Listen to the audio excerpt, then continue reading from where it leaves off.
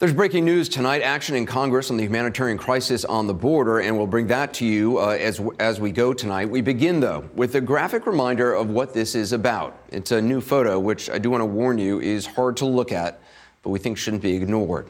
With that, the photo shows the bodies of a man. His name is Alberto Martinez, and his daughter Angie washed up on the Mexican side of the Rio Bravo River. Now, they were from El Salvador and drowned trying to cross into the country. Drowned trying to cross into the United States. Even had they made it across that river, they might have faced a difficult and possibly dangerous future. What has become, keeping them honest, a human disaster involving the conditions these migrants now face in U.S. custody, especially kids.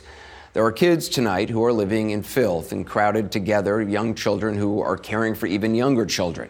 They're living this way because of the numbers of people crossing the border and decisions made in Washington and policies set at the very top. A guest who joins us momentarily, a pediatrician, describes it this way: children being held in conditions comparable, she says, to torture facilities. Extreme cold temperatures, lights on 24 hours a day, no adequate access to medical care or basic sanitation or water or adequate food. Now, those are the conditions being reported to her. It's some of the people responsible, as you'll see, simply don't acknowledge that, even as they compare the influx of migrants to a storm or a flood or a tide, as if this all fell from the sky or rolled in from the sea. At the end of the day, though, this is not an act of God. These are people, poor people, young people, and whatever you think about the case they may have for coming here, they are here. They are now in custody here. And those words, in custody, don't just mean are being held, they mean in the care of, or as Webster's has it, the act or process of preserving in safety, which is not what's happening. We and others have reported on it. Here's what the New York Times wrote after children's advocates visited the facility in Clint, Texas. Now, this is the facility where yesterday we learned that about 250 kids had been taken out of because the overcrowding was so bad. This is also the facility where today we learned that about 100 kids have to be returned to. Quoting now from the Times, quote, most of the young detainees have not been able to shower or wash their clothes since they arrived at the facility. Those who visited said they have no access to toothbrushes, toothpaste, or soap. There is a stench, said Elora Mukherjee, director of the Immigrants' Rights Clinic at Columbia Law School, one of the lawyers who visited the facility. The overwhelming majority of children have not bathed since they crossed the border, she said. There is a stench, she said, speaking literally of human beings living worse than animals because animals at least have the means to clean themselves. She might have just as well have been speaking figuratively of the stench coming from places where the people responsible for all this are failing to take responsibility. Today, John Sanders, acting Commissioner of Customs and Border Protection, stepped down. An official, unnamed, tells the Times it was not clear whether his departure is or is not related to revelations about these facilities. He'll be replaced by another acting official, the acting head of ICE, in yet another acting capacity. Today, his boss, the president, was asked whether he'd ask acting Commissioner Sanders to step down. I didn't speak to him. I don't think I've ever spoken to him, actually. No, we have some very good people running it.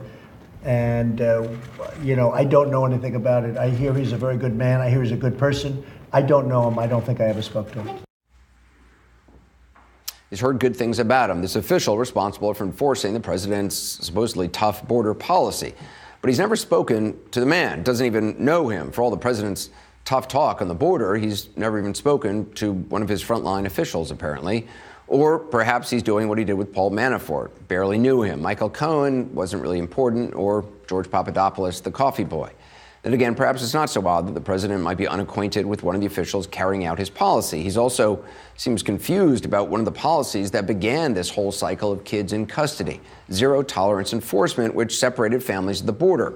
The policy has since been abandoned. He still maintains falsely that the last administration was responsible for it and that he, President Trump, actually ended it. And now in a new twist, that this is what's driving the latest influx of families. Under President Obama, you had separation. I was the one that ended it. Now, I said one thing. When I ended it, I said, here's what's going to happen. More families are going to come up. And that's what's happened. Well, again, keeping them honest, the zero-tolerance policy that produced an explosion of family separations was conceived and executed by the Trump administration as a deterrent. They admitted that, not the president. As for the current influx, experts say there are many factors driving the migration through Mexico, mainly from Central America's northern triangle countries. It starts in those countries, and President Trump has said he's cutting off aid to them, or wants to, which used to go to improving conditions there and trying to reduce the reasons to leave. It continues through Mexico, which is only sporadically guarded its southern border. But right now, it seems the main problem is this influx of migrants into American detention facilities, and top U.S. officials who talk tough but don't seem prepared to actually deal with the consequences of it. That is, unless dealing with it means awkwardly chuckling while shifting blame elsewhere. This is the wealthiest nation in the world. We have money to give toothpaste and soap and blankets to these kids in this facility in El Paso County right now. We do. Of course we do. So why aren't we? My point is, it's all a part of the appropriations process. Well, part of the appropriations or part of the stench. Perspective now from Dr. Dolly Lucio Severe. She's a pediatrician who recently visited the detention center in McAllen, Texas. Dr. Severe, what exactly did the kids you talked to tell you about the conditions that they're being kept in? They all had a very similar story.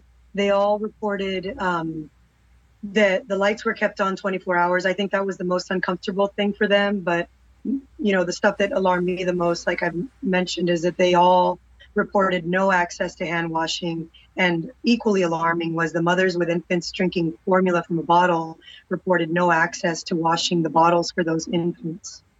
Were you able to see, you know, the areas that they're kept in? Because I understand in the room you were in, there was some sort of wet wipes and things that could be used for cleaning. Were you able to see other areas? No, we did ask for access into where the detainees were being held, but we were denied. The area that I saw was very clean. I mean, it was an office space. It was, you know, that's where they did their work. But it just stood out that at every single workstation, there must have been 12 or 15 computers in that room. There was a hand sanitizer and a container of Clorox wipes. So clearly the Border Patrol officers are worried about getting sick, which I understand. But it's just incomprehensible why that concern is not extended to the detainees that are in the crowded space themselves. You also write about seeing evidence of trauma in these kids. Can you explain what the evidence was, how you came to that conclusion? Yeah, the evidence that I saw was entirely based on their behavior. They were all responding inappropriately for their age. They were all extremely fearful, which I understand considering the circumstances. But then after that, extremely subdued in that they allowed me to examine them easily, which is completely unexpected and inappropriate behavior for their age, I would say. The three children that were unaccompanied and that were in the daycare setting had more evidence of trauma. One of them, when he came to the room where I was breathing heavily the entire time. And I asked the Coast Guard officer, and she said, you know, he just started doing this. But I think that trauma was from seeing his teenage brother, who he hadn't seen in 3 weeks, who was the person he came into the center with. But initially, there's no bonding. He didn't run to his brother. He wasn't glad to see him. It was just this looking straight down and panting. The two other girls that were alone kept repeating the same statement. Maybe it's something they're being told, but they said, my dad is getting the papers, my dad is getting the papers, my dad is getting the papers. And that's all they kept going back to, and inappropriately, I would say. Is this anything what you expected it to be? I mean, did you expect to find this? Is it better, worse than you anticipated? Some things were better and some things were worse. The hygiene I'm completely dumbfounded by, because even if you don't care about the humanity of it and you're thinking of dollars and cents, it's a lot cheaper to get soap than to send people to the ER or quarantine them with flu. And that's common sense. You don't need a doctor to tell you that washing your hands is going to reduce the spread of an infection.